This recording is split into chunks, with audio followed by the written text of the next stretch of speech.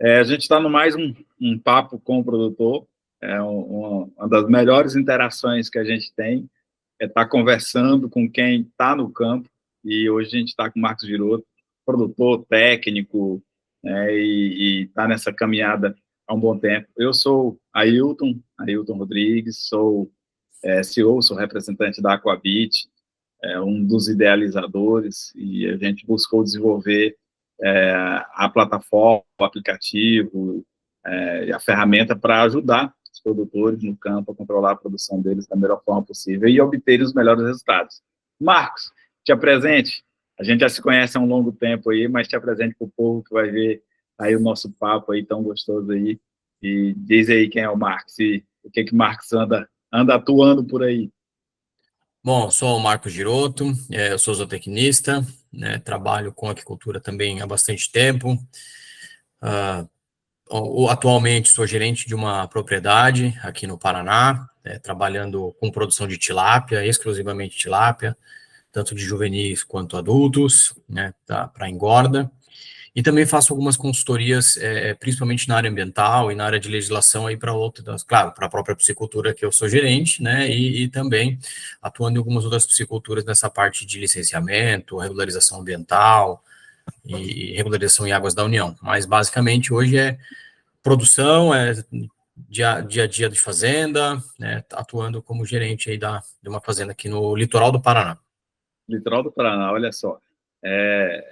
Paraná, embora não seja um estado tão grande, mas é uma produção extensa, né? Eu falo tão grande com relação a norte, né? Igual Pará, Goiás, são uns estados muito grandes, e Paraná está lá no sul e uma produção extensa de ponta a ponta.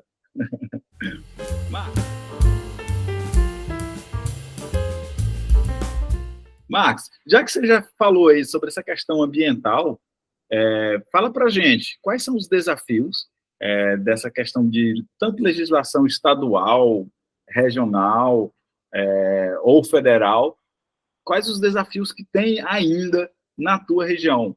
Eu sei que, por falar de 2 anos e meio morando no Paraná, então isso muito bem trabalhado lá, vivenciei isso lá no oeste do Paraná, mas tu já está lá na outra ponta, embora seja mesmo estado. Conta um pouquinho quais são os desafios que tu tem.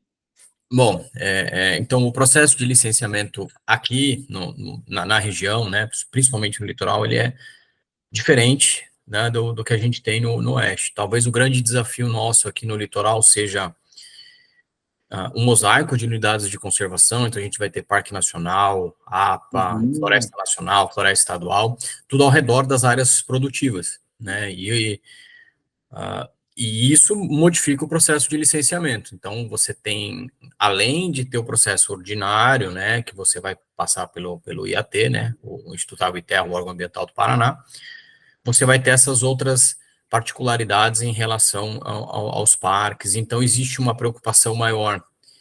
Aqui na região, nem é tanto com o efluente, que as propriedades são muito pequenas, Sim.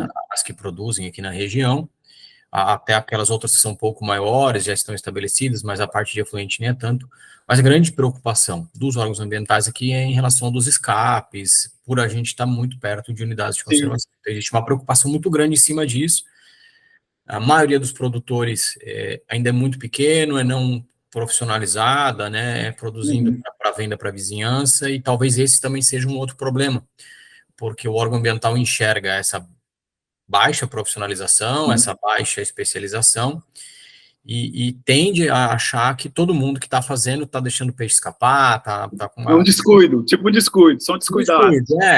É claro que nenhum produtor vai querer perder peixe de propósito, né, porque vai perder dinheiro, né, mas você ter estruturas de redução de escape, mudar a forma com que você capta água e tudo mais, faz com que a gente tenha uma preocupação em cima disso. E outra questão é que em 2011 nós tivemos um processo de erosão, de alagamento muito grande aqui no litoral, né, em 2011, então vários rios estouraram, saíram do seu leito, se encontraram, rios que não se encontravam, em algumas áreas entre esses rios, ou áreas que eram de pastagem, hoje é várzea, né, você não tem mais essa pastagem, mudou, o rio mudou, e alguns locais tinham viveiros de piscicultura, né, e claro, que se perdeu. Levou tudo. Levou É tudo. semelhante Rio Grande do Sul, né? Aconteceu Claro, agora. não naquele tamanho, obviamente, Claro. né?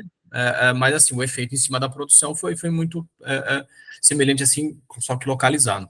Então, aí com isso também aumentou algumas preocupações sobre a introdução de espécie, e acho que aqui talvez essa seja a maior preocupação que os piscicultores enfrentam. Então, tem essa pressão do óleo ambiental por conta das unidades de conservação. Então, da forma que você está falando, eu entendo que tanto a nível de prazo, como exigências de requisitos para se conseguir um licenciamento, ou na tua região aumenta. Sim. Interessante. Eu Cada tô, região é uma realidade, né? sim, cada região é uma realidade, até porque aqui no Paraná a gente tem os escritórios regionais e cada regional é que faz o licenciamento Sim, perfeito. pela região, né? Parecido com São Paulo, que também é por escritório Uhum. da região, e justamente por ele ter essa particularidade regional. Então, nós temos essa diferença aí em relação ao restante do estado, ou possivelmente a grande maioria do estado que não tem a grande quantidade de unidade de conservação que a gente tem aqui. Legal. Um ponto, assim, estou comentando e veio à minha cabeça, essa grande preocupação, inclusive, ligada à sustentabilidade, né? A questão de não comprometer o desequilíbrio ecológico, ambiental, né? E faz sentido, né? Embora seja entraves, mas a gente tem que se preocupar, né? Tem principalmente a questão dos efluentes, resíduos que pode ir para o leito do rio, ou até mesmo a questão da espécie, né? Sim, aqui chove muito, né? É uma região que tem bastante pluviosidade, mas por outro lado a gente não tem a gente não tem sobra de água, né? Os nossos rios aqui não são muito grandes, são pequenos córregos, e por você estar numa região com basicamente solo arenoso, Sim, você é litoral, né? Você sim, tem o solo arenoso, quase quando chove é rápido, você perde essa água. sim. Então, a gente não tem vamos dizer assim, um reservatório natural, alguma coisa, um rio Para reter ela, né? para reter ela. Então, como a gente já tem pouca água, isso também limita um pouco o crescimento e acaba que tem uma pressão maior nos mesmos corpos hídricos. Então, todo mundo que está próximo daquele corpo hídrico vai usar, porque aquele é um pouco maior. Então, você acaba tendo uma pressão maior. E, ao mesmo tempo, vários desses corpos hídricos são utilizados para abastecimento urbano. Perfeito. Né? Claro que em porções diferentes, em regiões diferentes do que a captação da aquicultura, em volumes muito menores, né? Paranaguá, por exemplo, você vai ter aí mais de 150 mil habitantes, só que você tem um polo portuário, industrial, logístico, que tem um consumo de água muito grande. E eles vão demandar muita água.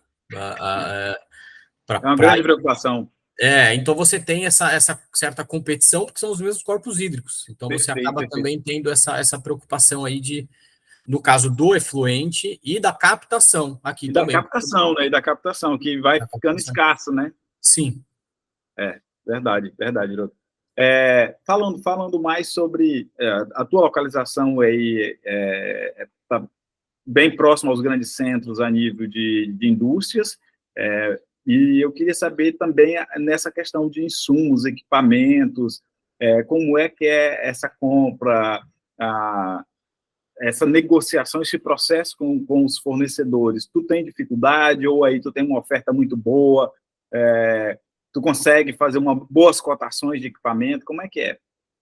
No caso de insumo comum, ração, probiótico, outros esses insumos, sem contar equipamento, é relativamente fácil, porque a gente está muito perto de Curitiba, que tem bastante distribuição. Você tem Itajaí, relativamente próximo, aqui a 300 quilômetros da região, então 200 e poucos quilômetros, que também tem Itajaí, Navegantes, a região do norte de Santa Catarina, que também como Joinville, então você tem outras cidades que tem essa capacidade. Então, essa parte a gente não tem nenhum problema. No caso de equipamento, não tem fábrica, não tem nada aqui perto, mas é relativamente fácil de receber. A gente acaba tendo fornecedores do oeste do Paraná. Exato. Os maiores fabricantes é o Oeste Paraná e Santa Catarina, né? Santa Catarina. Então, eles conseguem mandar para cá tranquilamente, porque É só uma questão assim, se eu comprar um aerador, por exemplo, um alimentador, vai acabar ficando um pouco caro, porque o cara vai vir trazer um caminhão, trazer Sim, um negócio, né? Não tem perfeito. como. Mas se a gente trabalhar alguns 2, 3 aeradores, 4, ou a gente E mesmo... prazos, né? E prazo, né? Que aí o cara aproveita uma viagem só, um outro produtor vai acabar pedindo e aproveita a viagem. Isso. Então, o que é muito comum, mesma coisa do Alevino, por exemplo, a gente tem algumas Aham. parcerias aí com alguns fornecedores, então o fornecedor ele vai pegar ele vai fazer entrega em Vai fazer uma Joinville, rota. ele vai fazer a entrega em Joinville. Então a gente Aham. sai daqui de Paranaguá com o caminhão, vai até lá, se encontra em Joinville e vem o caminho de Joinville para cá. Pronto. Você Vou encontrou ele resolver. na rota dele. Encontrei Não ele na rota desviou ele da dele rota. e aí eu consigo ter um abastecimento. Então, a gente consegue fazer essa negociação, sim. Legal. Diretamente aqui na região são muito poucos, né? Uhum. Os outros produtores, acaba que vários outros produtores ou pesca e pagues, e nós fornecemos para eles Aham. juvenis, animal já adulto, tamanho Sim. médio, eles acabam pegando da gente para trabalhar aqui na região. Legal, legal. Inclusive, isso E, é um ó, outro assunto lá na frente, a gente vai falar sobre isso, a comercialização. Mas é é, um comportamento diferente daí mesmo. Com relação à ração ainda, tu falou de ração. Tem fábricas próximas aí de você, ou de Centro de distribuição? distribuição, centro de distribuição. Nós temos algumas marcas, acho que tem a Supra em São José dos Uhum. Pinhais, que é próximo. Sim, Tem o pessoal, mesmo do oeste do Paraná, por exemplo, sim, Algomix, sim, Guabi, sim, Coopermota, todas essas sim. entregam aqui, né, tranquilo para entregar. Claro, se eu fizer uma meia carga, se eu fizer é um Uhum. pouco mais demorado, mas se eu fechar Sim. caminhão é só o tempo de Direto. sacar e trazer. Não tem, Perfeito. ninguém deixa de Tu, entregar, não. tu usa a granel, né? Ou ainda É é saco? ensacada, ensacada. Ensacado, né? Tu usa Ensacada. saco, né? Eu tenho, assim, aqui especificamente, a gente não tem muita infraestrutura para receber, não tem silo, não tem nada para receber. É oeste que é muita granel, oeste do Paraná que é a granel. Lá Então a não tem gente compra saco. das mesmas fábricas, por exemplo, só que eles Aham. ensacam para mandar para cá. Perfeito. Mas e a gente tem uma questão da umidade também, que eu não Sim, gosto de pegar muita quantidade, porque aqui não é uma produção tão grande, né? perfeito. Então, se a gente tem que ter algumas restrições com umidade, então não dá para fazer estoque, pegar 3 cargas, 4 cargas, então tem que ser mais compras menores, por ser muito úmido, né? E a gente perde, já quando a gente, em algumas outras épocas, já perdemos ração só por conta de umidade, de ficar às É, vezes não pode 40, ser. 50 dias chove, chove, Aham, chove, aham. chove, acabou a ração. E um dos depoimentos que já teve de papo com o produtor, acho que foi até a Marcia mesmo que comentou isso, que antes tinha uma grande dificuldade de comprar uma quantidade menor de ração, então você tinha que ou fechar uma grande carga ou realmente comprar com outras pessoas. Agora, devido à questão da rota que tu acabou de falar, né, consegue sim comprar uma quantidade menor e vai lá, vai de encontro com aquela rota e só transfere a carga do caminhão deles para o seu carro, e aí você leva para a propriedade. No caso de uma quantidade menor, né? Sim. Talvez o maior problema seja para as formas jovens, quando a gente compra É para Levino, que daí a verdade, porque quantidade a é quantidade é pequena, menor, né? que a quantidade é menor. Então, É nesse verdade. caso, a gente acaba optando por nós buscarmos nos centros de distribuição ou a rota. Entendi. Agora, para crescimento, engorda, finalização, aí Já bem direto. vem direto, esse sim. Perfeito, perfeito. Cara, que papo legal.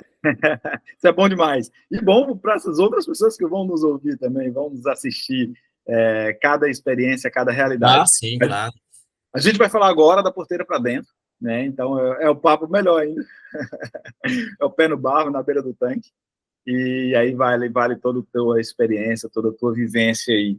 Me conta um pouco como é que funciona aí a tua estratégia de manejo alimentar. A gente já linkando uma coisa com a outra, a gente falou do fornecimento de ração agora, e aí a gente fala um pouquinho sobre manejo alimentar, como é que tu se organiza, como é que tu estrutura, como é que tu aplica, né? Se tu tem uma estratégia ou não, se tu segue uma curva de alimentação ou não, como é que tu faz? Então, assim, para explicar um pouco da estratégia de alimentação, tem que explicar um pouco da estratégia de manejo que a gente tem aqui. Perfeito, perfeito. Nós temos, talvez o grande desafio nosso é a grande amplitude de temperatura que a gente tem aqui no litoral. Aham.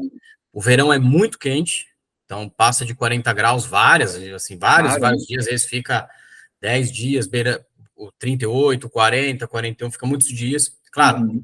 aí chove um pouco, ameniza, mas a gente tem um calor muito grande. E no inverno a gente tem bastante frio, né? Claro, Aham. não como Curitiba, algumas situações, mas esfria bastante. Sim. Né? E já compromete o comportamento do animal. Já, não, a gente tem... E pela questão da água que eu comentei anteriormente, quase toda a nossa água, ela vem de área de morro, área da serra. Então, ela já vem fria. Ela já vem bem fria, né? Então, mesmo no verão, ela vem bem fria. Então, a gente... Tô falando em frio, ó, eu vi tu tomando aí um chá, um café, eu tô no tereré. Olha, voltou para o Piauí, mas ainda continua no tereré. Então, aí a gente, para tentar reduzir um pouco desse efeito, a gente trabalha com um sistema ou bifásico ou trifásico, né, comprando alevino, colocando num tanque berçário para fazer uma recepção, faz uma seleção e trabalha com tanque elevado para a segunda fase, né? E depois dessa segunda fase a gente coloca em tanque escavado, revestido com geomembrana por conta da questão da areia, né? Então, mesmo areia, né? Tu comentou um pouco antes. Isso, por ter muita areia, a gente tem uma porção da propriedade tem um pouco mais de argila, mas o outro lado é areia pura. A gente faz.